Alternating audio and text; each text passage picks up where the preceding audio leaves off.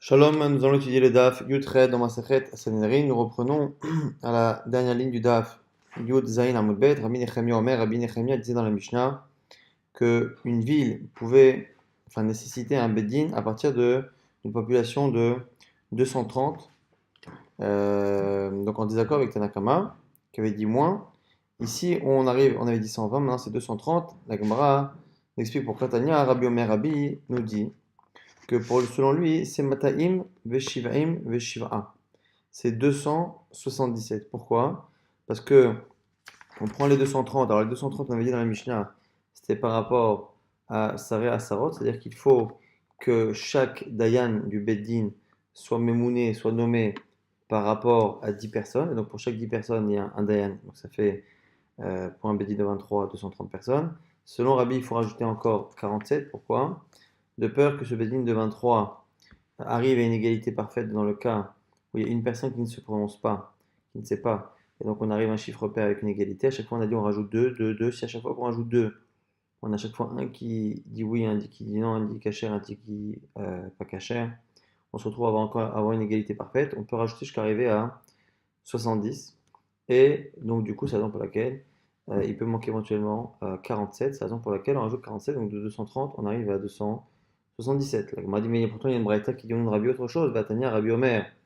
Mataim Shivaim Ushmone. Là-bas c'est marqué, selon Rabbi c'est pas 277 mais c'est 278. La Gemara dit c'est évident que ici c'est deux versions de Rabbi en fonction qu'on pense que Rabbi pense comme Rabbi Uda comme Chachamim. Lokasha, Rabbi Uda, Arabanan. Rappelez-vous que Rabbi Uda et Arabanan se sont en discussion sur le Beddin de grand Beddin, grand Sanhedrin, ce qu'il doit faire 70 personnes ou 71. Est-ce qu'on apprend de l'époque de Moshe Rabbeinu que Moshe Rabbeinu en faisait partie ou pas? Donc 70 ou 71. Et du coup, quand on a un Beddin de 23 et qu'on veut que dans la ville il y ait de quoi éventuellement le compléter jusqu'à arriver à 70, si un jour on a une égalité parfaite qui à chaque fois continue malgré le fait qu'on rajoute deux Dayanim de 2 en 2 à chaque fois, au final, selon celui qui dit qu'un Bedin de un grand scénario de 70, il faudra rajouter 47, selon l'autre qui dit 71, il faudra rajouter 48, et donc de là on arriverait à une ville de 277 ou 278, sachant que Rabbi s'est prononcé pour le fait qu'une ville doit contenir non seulement 230, mais de quoi compléter, mais on ne sait pas ce qu'il pensait sur le Grand Sanhedrin, ce qu'il pensait comme Rabbi Udo, comme Rabbanan, donc c'est la raison pour laquelle on a deux versions. On a une braïta maintenant qui est d'Oresh sur les psukim là-bas, toujours dans la parashat Kitro, Tano Rabbanan, Samta Lehem, Sareh Alafim, Sareh Meot, Sareh Chamishim, Sareh Asarot. À ce moment-là, le conseil de Haïtro était de nommer des gens, Sareh Alafim, des gens qui s'occupent de 1000 personnes, Sareh Meot de 100 personnes, Sareh Chamishim de 50 personnes, et Sareh Asarot, et même des gens pour chaque groupe de 10 personnes. Et donc, du coup, puisqu'il y avait 600 000 âmes dans leur âme Israël, on va ici faire le calcul assez simple pour savoir combien il y avait de Saré Alafim, Saré Mot, Saré Hamishim, Saré Asarot, Saré Alafim. Ceux qui s'occupaient de 1000 personnes, chez Shmeot, il y en avait finalement 600, puisqu'il y avait 600 000 âmes, il y avait 600 dirigeants qui dirigeaient 1000 personnes. Saré Meot, ceux qui s'occupaient de 100 personnes, évidemment il y en avait 10 fois plus, donc Shechet Alafim 6000. Saré Hamishim, ceux qui s'occupaient de 50 personnes, c'est le double, donc chez Massar, élève 12 000. Saré Asarot, ceux qui s'occupaient de 10 personnes. Shechet Ribo, 6 fois 10 000, donc 60 000. Évidemment, il y avait 60 000 personnes pour s'occuper, chacun de 10 personnes sur les 600 000. Nimtseu, Dayané Israël, Shivat Ribo, Ushmone, Alafim, Sheshmeot. Et lorsqu'on fait donc l'addition de ceux qui s'occupaient de 10, de 50, de 100 et de 1000, ceux qu'on a cités à l'instant, on arrive finalement à un chiffre qui est quand même impressionnant, qui est de Shivat Ribo. 7 fois 10 000, donc 70 000. Je monte à la film 8 000, donc 78 000. Et je me haute 600. 78 600 Dayanim, juges dans leur Israël, Adran Allah. Dîner Mamonot, on a, grâce à Dieu, terminé le premier pérec qui est le pérec Dîner Mamonot de Masechet Sanhedrin. Et on commence avec une longue Mishnah qui va nous parler du Kohen Gadol et du roi et du statut particulier qu'ils ont dans certaines. Alors, premier cas, celui du Kohen Gadol. Kohen Gadol, Dan Vedaninoto, peut juger son prochain, Vedaninoto, et peut être jugé. Me'aïd ou Me'aïdinoto, il peut également témoigner et on peut témoigner contre lui. Choletz, il peut faire Khalitsa, Vecholtim le ishto, ou miabemin le ishto.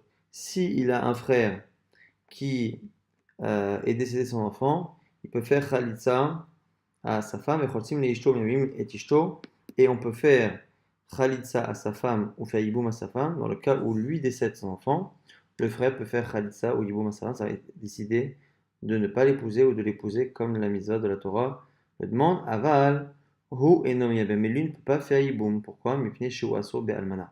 Parce que un Kohen Gadol n'a pas le droit d'épouser une femme qui est veuve, et donc il ne peut pas faire yiboum, il peut faire khalitsa.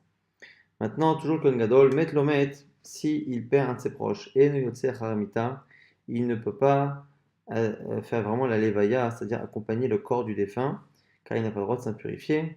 On verra que la Torah aussi lui demande de ne pas sortir du Mikdash, on verra exactement selon les Mishnah ce que ça veut dire, on aura une marloquette là-dessus. Et là, hen nirsin vehunigle, en fait il suit le corps de loin.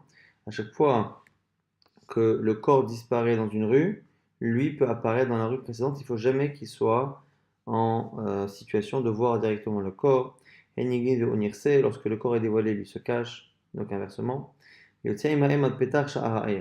Selon Tanakama, qui est Rabbi Meir, il sort avec eux jusqu'à la porte de la ville. Rabbi Yehuda Omer, non. Il ne peut pas sortir du Beth Amikdash car lui comprend le verset de la Torah au sens propre. Mishum se Meshnewar, car c'est marqué. Ou Min Amikdash Loïtse. Et du Beth Amikdash, il ne sortira pas. Selon Rabbi Meir, c'est là d'être la porte de la ville. Selon Rabbi Yehuda, ce sens propre, c'est le Beth Amikdash que le Kohen Gadol n'a pas le droit de quitter, même pour un deuil. Ou Shou Menachem Acherim, lorsque lui va consoler les endeuillés. Derrière Kol Am Ovrim Bezacharze, tout le peuple fait la queue, finalement, les uns derrière les autres pour aller consoler la personne qui est endeuillée.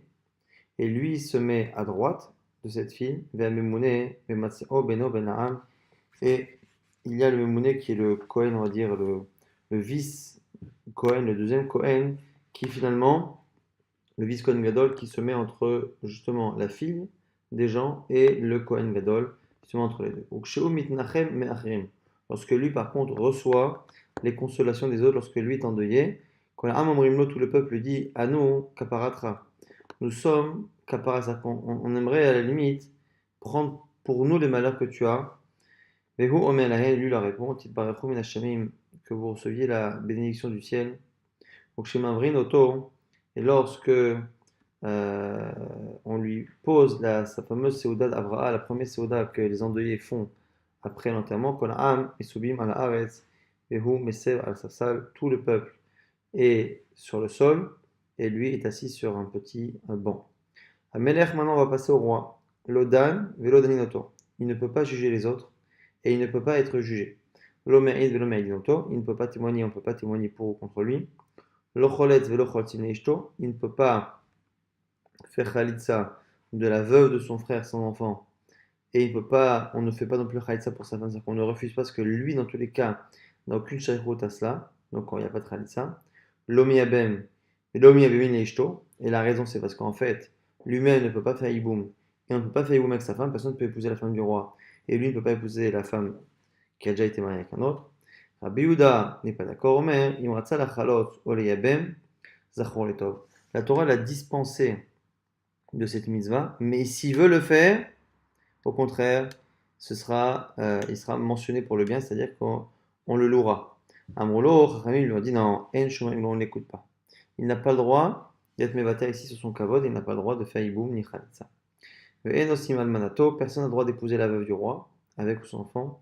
Rabbi Yehuda non c'est un melech, almanato shel melech. La Gemara nous dit que le seul qui peut épouser la veuve d'un roi, c'est un autre roi, le roi suivant. Sheken Matsino be David, Shnasal Manato Shel Shaoul, car on voit, nous dit Rabbi Yehuda, David Amelech a épousé la veuve du roi Shaoul, le roi précédent, Shinema, comme c'est marqué, Vetnalecha et Bet Adonecha, Vetneshe Adonecha Vechekara, là-bas c'est marqué que le prophète a dit à David Amelech, je vais donner la maison de ton maître Shaoul et les femmes de ton maître Vechekara en ton sein, c'est-à-dire que il va pouvoir épouser la femme de Shaoul, c'est marqué Titanakama et Rabbi Yehuda. On reprend l'explication de la Mishnah. Et à propos du Kohen Gadol, on a dit Kohen Gadol Dan. Kohen Gadol peut juger les autres. La Gemara dit Pshita, c'est évident. Pourquoi le Kohen Gadol ne pourrait pas juger? La Gemara dit non, en fait, tu as raison, c'est évident. En fait, c'est pas ça qui était intéressant, c'était de dire qu'on pouvait le juger. Daninoto, on a besoin de dire qu'on pouvait le juger. La Gemara dit mais là aussi. Si il peut juger les autres, on ne peut juger quelqu'un que si nous-mêmes, on peut être jugé. Si on ne peut pas être jugé, on ne peut pas juger les autres. Un ami pshita, c'est évident. Hilo daninane, si on ne peut pas juger, Iyo echidayan, comment veux-tu que lui juge? Pourtant, c'est marqué, Vaktik, c'est marqué dans Tzfania, it kosheshu va koshu. D'abord, faites-vous beau avant d'embellir les autres. C'est-à-dire, on ne peut pas commencer à juger les autres et à donner des leçons si nous-mêmes, on n'est pas, entre guillemets, parfait, en tout cas irréprochable, et pour cela, il faut être jugeable. Alors, on nous dit, Bamar Shakish nous dit, Keshot Atzmecha, Achar Kach, Keshet Acharim, d'abord, rends-toi beau toi-même, et balaye devant ta porte avant de le faire chez les autres. La idée des cas, Ba'el Mitne Melech, Lodan et Velodanoto, Tananami, Kohen Gadol, Lodan, Vedanin. L'Agma nous dit finalement en première explication, il se peut que tout ce qu'on a dit par rapport au Kohen Gadol n'a pas réellement de nouveauté, pas d'importance. En réalité, tout le monde le sait. Mais comme on voulait parler du roi, eh bien avant de parler du roi, on a parlé d'un personnage aussi qui est à part dans la société juive, qui est le Kohen Gadol. Mais dans l'absolu, ce qu'on a dit sur le Kohen Gadol est évidemment clair et connu de tous. Ça, c'est la première explication. La Gemara dit non, il se peut qu'il y ait un chidouche dans le Kohen Gadol, et on va l'apprendre grâce à une braïta, et que le chidouche de cette braïta serait mentionné dans les mots qu'on a vus ici sur le Kohen Gadol, qui est Dan, Daninoto. Veiba et Tema, si tu veux, tu peux donner une explication à Kamashman, ça vient t'apprendre ce qui est marqué dans une braïta. La braïta est assez longue, on va l'expliquer, et un des chidushim de la Mishnah, la braïta, sera considéré comme ce que la Mishnah ici a voulu enseigner. C'est marqué Kohen Gadol, Sharag et Tanefesh, un Kohen Gadol qui a tué, Bémézid, si c'est volontaire, Nehera Gontura. Beshogeg, si c'est involontaire. Golé, il ira en ville d'exil, comme toute personne qui est tuée de manière involontaire. Et envers Al-Assez ou l'Ota-Assez, et il transgresse les mitzvahs positives et négatives, on verra ce que ça veut dire. Et il est comme n'importe quel homme Biram Israël. Toute la fin sera expliquée plus tard dans la Gemara. La Gemara reprend le début. Bémézinérag, lorsqu'on dit qu'il a tué de manière volontaire et qu'on le tue, c'est évident. Pshita, la Gemara dit, tu as raison. Le chidouche, c'est pas ça. C'est de dire que si il tue par inadvertance, il sera tout de même exilé. La Gemara dit, en quoi c'est important de le dire? Ceci, c'est pas chose, c'est évident. Pourquoi mettre le Kohen Gadol à part? Hanami Pshita, ça aussi, c'est évident. La Gemara, non, c'est rire, tu as besoin. Salkadata Chamina, tu aurais pu penser que Ho'il Ukti, puisque c'est marqué au sujet de celui qui tue par inadvertance, Yashavba, qu'il résidera dans la ville de refuge, Admot à Kohen Gadol, jusqu'à la mort du Kohen Gadol. C'est ça le gvou, la limite de temps que la Torah donnait pour cet exil de celui qui a tué par inadvertance. Et du coup, si c'est le Kohen Gadol lui-même qui est exilé, eh bien il ne sera libéré qu'à sa mort, et donc il ne sera jamais libéré. Donc du coup, j'aurais pu penser que peut-être que le fait d'être libérable et d'être à un moment donné libéré de la ville de refuge est peut-être une condition nécessaire à l'application Bichlal de l'exil. Et du coup, puisque lui ne pourra jamais, puisque c'est sa propre mort qui le libérera, puisqu'il ne sera jamais libéré, peut-être qu'on ne peut pas le mettre en exil comme Hachman que William en exil. Et Ma'akol de Hitler Takanta be Chazara, j'aurais pu penser que peut-être que tout celui qui a la possibilité de revenir, l'iglé on peut le mettre en exil, de Hitler Takanta be Chazara, et que celui Kohen Gadol qui n'a pas de possibilité de revenir de là-bas, l'oliglé, on ne le mettrait pas en exil du coup, pour pas que l'exil soit définitif, dit Nan. Et la nous dit non, c'est faux, parce que Ditnan c'est marqué en règle Kohen Gadol, celui qui tue un Kohen Gadol. Ou au Kohen Gadol, ou si c'est le Kohen Gadol qui est le meurtrier, et ne Misham Blanc, il ne sort pas de là-bas. Et Malo Ligle Kamashmalan, tu aurais pu penser du coup que on ne le met pas en exil, Kamashmalan, que oui, on le met en exil. La m'a dit attends, et pourquoi d'ailleurs? Au final, la logique est tellement vraie. Et c'est vrai que on apprend de cette Braïta, de cette Mishnah, qu'effectivement, on va mettre en galoute, en exil, le Kohen Gadol, même s'il restera d'Idam et Tanamé, qui nous dit comment la Braïta a trouvé cela, comment la Braïta n'a pas finalement respecté la logique que nous on a proposé à un moment donné. Mais Marchenami, pourquoi pas, la Gemara dit, à Markra, c'est marqué, la Nushama Kol Rotsar, c'est marqué là-bas que la ville de refuge servira de refuge à tout meurtrier. Et le fait de dire tout meurtrier, tout, ça veut dire que même celui que tu penses ne pas être concerné par cette ville de refuge le sera. Et c'est qui? C'est le Kohen Gadol qui est le seul qui aurait pu dans notre esprit ne pas être concerné par cet exil comme un chemin qu'il l'est. En tout cas, c'est ça le chidouche. Quand on dit Danin, Dan et Daninoto que le Kohen Gadol juge et est jugé par les autres comme tout le monde, le chidouche, c'est pas qu'on juge en général, c'est qu'on le juge pour un meurtre involontaire, exactement comme n'importe qui, et il ira en ville d'exil, même s'il lui restera toute sa vie. Envers assez vers l'autre, assez au passage, on essaie d'expliquer la fin de cette fameuse braïta hein, qui disait il transgresse des misotes positives et des misotes négatives. La Gemara dit quoi? Dans sa guide de leur avare, quoi, il est obligé de le faire. Il est obligé de. C'est pas possible qu'il ne transgresse pas. Ça veut dire quoi cette phrase? La Gemara dit non, il faut lire avec la suite.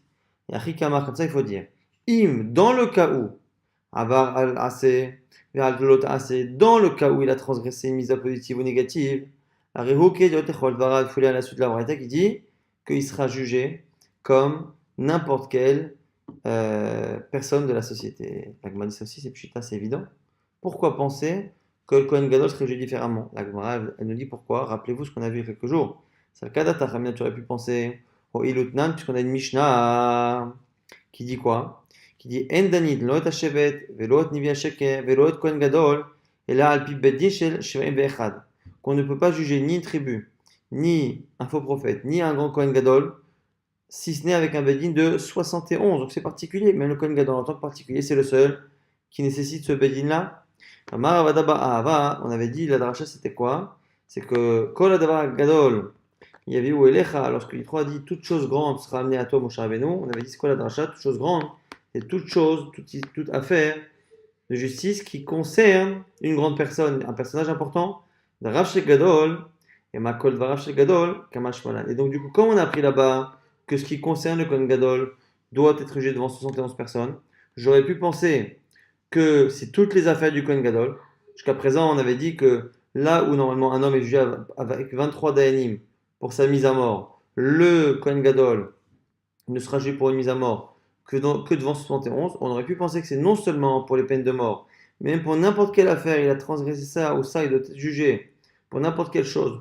Peut-être que c'est son statut qui nécessite 71 juges, Kamash Malan que non. Pour la peine de mort, on passe de 23 à 71, mais pour les affaires du quotidien, il aura affaire au même tribunal que n'importe quelle personne. Et c'est ça le chidouche de la fin de la Mishnah qui nous dit que s'il a transgressé assez ou l'autre assez, il sera jugé comme un idiot. La Gemara dit attends, et d'où on le sait ça? Vemachinami, la logique qu'on a proposée était tellement bonne. Comment la Braïta a pu savoir justement qu'on n'appliquait pas? La Gemara nous rapporte maintenant une source dans la Torah. Miktiv, divrei gadol. C'est pas marqué divrei gadol là-bas. On a vu la dracha, hein, que là-bas le texte au sens premier dit que la dvar gadol yevi olecha. Toute chose, toute histoire, toute affaire importante sera amenée à toi. On avait dit c'est quoi une affaire importante? C'est une affaire qui concerne quelqu'un d'important. Mais la Gemara ici relève qu'on n'a pas non plus écrit directement le sens second. On aurait pu dire, divrei gadol, toutes les affaires concernant une personne importante seront amenées à toi. On a utilisé justement une phrase qui a un sens premier, un sens second, pour nous dire que il faut les deux conditions, c'est-à-dire hadavar gadol kti et hadavar gadol mamash, c'est-à-dire que non seulement que ce sont les affaires qui concernent quelqu'un d'important, mais il faut aussi que l'affaire en elle-même soit importante, davar gadol. Donc davar gadol, une affaire importante, comme une peine de mort, qui concerne en plus un gadol, divrei gadol, qui concerne une personne qui est importante, c'est là que ce sera amené à Moshe Rabbeinu. Or, l'équivalent de Moshe Rabbeinu plus tard, c'est un Bedin de 70 ou 71 selon Rabbi Yehuda, selon Chachamim. Donc, c'est la raison pour laquelle on nous dit ici que il faut absolument que ce soit à la fois une peine de mort et à la fois le Kohen Gadol pour qu'on passe à 71.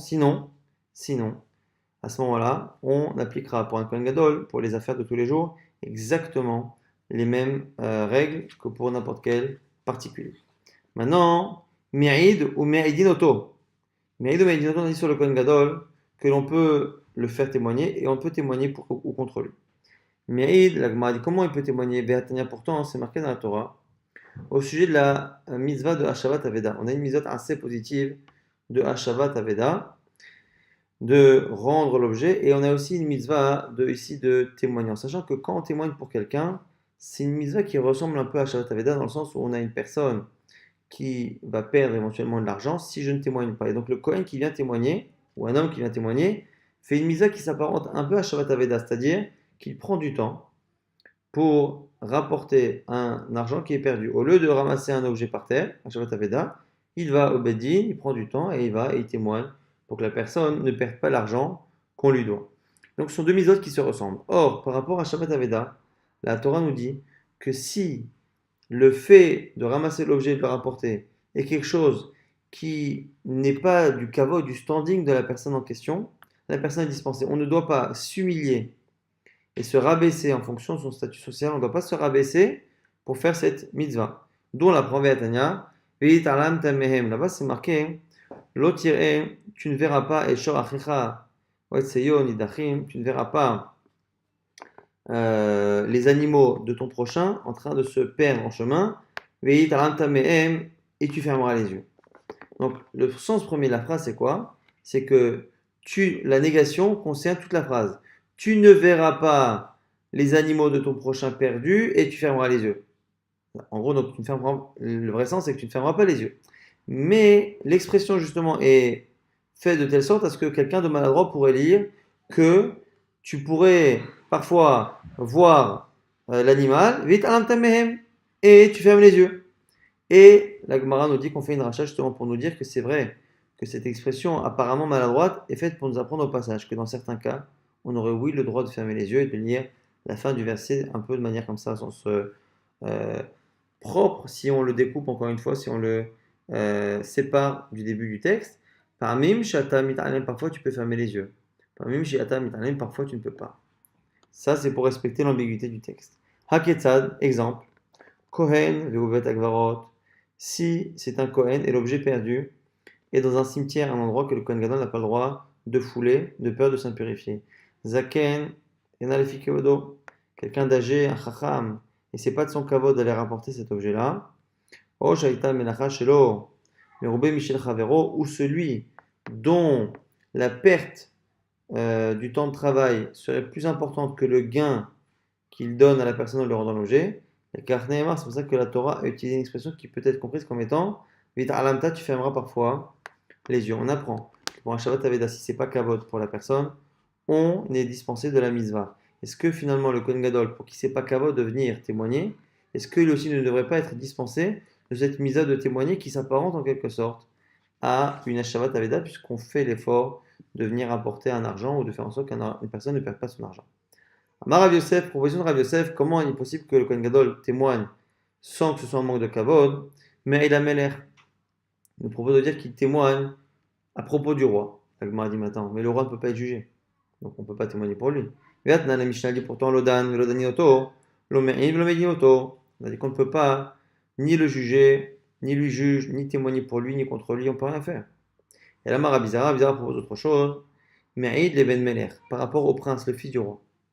Donc le fils du roi, on peut l'amener dans un tribunal, on peut témoigner pour contre lui, et peut-être que pour le Kohen Gadol, ce ne serait pas honteux de témoigner pour un personnage si important. La Gemara dit c'est faux.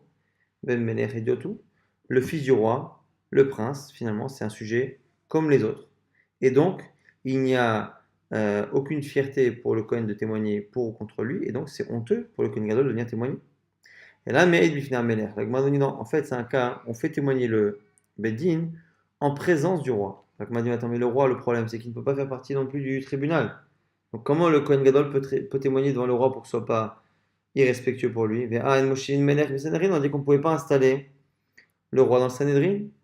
Donc, m'a dit, Mishum de Kohen Gadol, Ata Veyativ. En fait, pour justement ne pas manquer de kavod de Kohen Gadol, on installe le roi sans que réellement il juge. Umkable, Nihalel et Saadouté, on reçoit à ce moment-là le témoignage en présence du roi. Kahiou Be'azi, et le roi à ce moment-là évacue la salle et les juges peuvent commencer à revoir, analyser l'affaire et à la juger. Mais on fait venir le roi pour que le Kohen Gadol puisse témoigner sans que la chose soit honteuse, puisqu'il parle, il s'adresse ici devant le roi. Maintenant, la Gemara reprend un passage qu'on vient de citer, Goufa et Moshevin, Mener Sanhedrin, on ne peut pas installer le roi dans un Sanhedrin. Pourquoi? Le Kohen Gadol, et au passage, on nous dit qu'on ne peut pas non plus installer le Kohen Gadol, ni le roi, pour décider si l'année aura un 13e mois ou pas. Mais là, le Sanhedrin directif, dans le Sanhedrin, on ne peut pas mettre un roi. Pourquoi? C'est marqué l'Ota'ane al-Riv. Et une rachat là-bas, l'Ota'ane al-Riv, tu ne répondras pas al-Riv par rapport à une dispute, mais Riv là-bas, c'est marqué sans le Yud. Et sans le Yud, si on n'a pas les voyelles, on pourrait dire l'Ota'ane al-Rav, ne réponds pas au Rav à ton maître. C'est-à-dire que puisque l'Ota'ane al-Rav, on ne peut pas s'opposer à quelqu'un qui nous est supérieur, si on met un roi dans un Sanhedrin, personne ne pourra s'opposer à lui. Donc comme on ne peut pas s'opposer à lui, c'est plus un Sanhedrin, donc on n'a pas le droit de mettre le roi dans le Sanhedrin. Maintenant, au sujet du 13e mois de l'année, l'Omener, Velo Kohen Gadol, Baïbo Hashana, pourquoi? Mener Mishum Afsania, le roi, à cause des salaires des soldats. Le roi a une armée et les soldats sont payés à l'année. Et donc le roi a tout intérêt à ce que l'année comporte 13 mois, qui lui permet d'avoir un mois de salaire gratuit puisque le salaire est fixé à l'année et donc il aura un 13e mois de travail de soldat sans payer un centime de plus. Kohen Gadol, pourquoi? Mishum Tzina, à cause du froid. Si on rajoute un 13e mois, à ce moment-là, les fêtes du Tishri arriveront plus tard. Et rappelez-vous qu'à Yom Kippourim, il doit se tremper plusieurs fois dans le mikvé et il risque d'avoir froid à ce moment-là. Et donc, de peur que toutes les fêtes soient décalées et que Kippour tombe tard, le Kohen Gadol serait amené à justement ne pas avoir un jugement objectif par rapport à cela. Donc les deux, le roi et le Kohen Gadol, ne sont pas objectifs par rapport à ça, donc on ne les fait pas intégrer à un tribunal qui doit trancher sur l'existence ou non d'un 13e mois dans l'année. Amar Papa nous dit, de là on apprend Shmamina, Shata Batayacha Azid, de là on apprend que les saisons ont l'air d'aller en fonction de la lune, c'est-à-dire en fonction, on va dire, de l'astronomie, et non pas, en fonction des mois. L'autre possibilité serait de dire que quand les Chachamim changent le calendrier, rajoutent un mois de Hadar, ils décaleraient par leur institution, ils décaleraient les saisons, et donc quand on déciderait qu'il y aurait un deuxième mois de Hadar, le deuxième mois de Hadar, au lieu d'avoir le temps et la température normalement qui serait celle du mois du Nissan, par magie, comme ça, les Chachamim, quand ils auraient fixé un deuxième mois de Hadar, ils auraient fait en sorte que du coup le deuxième mois de Hadar aurait la même température que Hadar, et donc ce n'est que le mois d'après qui aura la température de Nissan. Il y aurait un décalage en fonction de ce que les Chachamim aient fait. Ça, c'est ce qu'on aurait pu penser de l'histoire qu'on a vue, on a vu que non, puisque le Kohen Gadol a peur que à Kippour il fasse plus froid si on rajoute un 13e mois au mois de Hadar. Ça veut dire que du coup, le fait de rajouter ou pas un mois n'a pas d'incidence sur ce que les saisons auraient dû être. Et donc, c'est le calendrier qui va subir finalement ce changement. Agma dit, et ni pourtant, on a une histoire qui a l'air de dire autre chose. Pourquoi? Ha'anar Shoshar Ro'eh Bakar d'Abu Kaimé. Il y a ici trois bergers qui étaient devant les sages. Shema'inu Rabbanan des Ka'amré. Et les sages les ont entendus dire des choses. Et après les avoir entendus parler, ils ont décidé de rajouter un 13e mois. Et dans leurs paroles, on a l'impression que finalement, ils pouvaient déduire de la température quel mois on était. Et donc du coup, on a l'impression finalement que c'est les Chachamim qui, en fixant un mois de Hadar ou 2 mois de Hadar, font en sorte que la température reste la même ou pas. Pourquoi le premier disait Achadama, Im Bacher Velakish Kachada Yenit, si toutes les récoltes, celles qui sont en général les plus précoces et les plus retardataires, Be Kechada Yenit poussent en même temps, Dinhu Hadar, c'est que ce mois-là, c'est bien que ce soit le mois de Hadar. Ça s'appelle que c'est le mois de Hadar. Veimla, sinon, lit les din Hadar, c'est pas Hadar. Vechad Amalot, il dit, Imtor, Betsafa, Betlagimut. Si les taureaux, le matin, meurent de froid, presque dans la neige, Uftihara, et à midi, Betol, Teena, Idmur, ils sont obligés de se mettre sous un figuier pour se protéger du soleil. Ishlach, Mashre, et ils ont tendance à se frotter parce qu'ils ont chaud et ils ont des démangeaisons. Din Hadar, c'est le mois de Hadar, Veimla, Lid Din Hadar, sinon c'était pas Hadar. Autre avis, le troisième Roé, Amar, Im Kidom Takif, Lechadayehe, s'il y a un vent très fort qui vient de l'est, et Far Beloer, Nafir, et Kiblé, et que lorsque tu souffles, toi, avec ta bouche, tu as le souffle de ta bouche qui a l'air d'être plus chaud que la fraîcheur du vent, Dino Adar c'est Adar, Veimla, sinon Lidas Padar. Veimor Rabanan, la Ishata, et cette année-là, ils ont finalement décidé de faire en sorte que ce soit une année mérombère. Donc ils ont rajouté un 13e mois. Et on a l'impression justement de cette histoire que finalement lorsque les Chachamim fixent quelque chose, ça a une incidence sur les saisons. La Gemara dit, dans tous les cas là-bas tu as mal compris, les Chachamim ne se sont jamais basés sur ce qu'ils ont dit. Tisvara, est-ce que tu penses, un sens que c'est logique, que Rabbanan, Aravata, Samour, ils vont se baser sur les paroles de trois bergers, la Rabbanan, Achouj, Benaï ou Samour, Rami ont fait leur calcul, et Roya Baka, Istaye Oud, Istaye et l'avis là, des bergers n'a fait que finalement que éclairer un peu et aider un peu, confirmer ce qu'ils avaient vu, mais ça n'a pas été déterminant. Donc du coup, le fait que la récolte, que les saisons aient été en accord avec le fait qu'il rajoutait un 13e mois, c'est finalement un hasard et on ne peut pas tirer quoi que ce soit de là. On va rapidement résumer ce DAF. On a vu que dans la ville qui pouvait justement, qui nécessitait un Bedin de 23, on avait trois avis, Tanakama dans le Mishnah qui avait dit que c'était 120. Après, on avait vu l'autre avis qui disait 230 et Rabbi qui disait 277 ou 278 parce que c'est tout ce qu'il faut rajouter pour passer d'un Bedin de 23 à 70 ou 71 en fonction de la nécessité si on a une égalité parfaite dans le cas où un ne se prononce pas. On a vu également que dans l'Armée Israël, lorsque Yitro avait proposé de nommer des gens, Saré Alafim, Saré Moshe Hamishim, c'est des juges pour 1150 et 10 personnes. Ça fait au final un total de 78 600 juges dans le Ham Israël. On a vu que le Kohen Gadol il peut juger, être jugé, témoigner, on peut témoigner contre lui. Par contre, lui, il ne peut pas faire Iboum, mais il peut faire Khalitsa et on peut faire no Khalitsa ou Iboum de sa femme. Par contre, le roi, on a vu que le roi, par contre, rien de tout ça, ni fait Khalitsa, ni Iboum, ni on lui fait Khalitsa, ni on lui fait Iboum.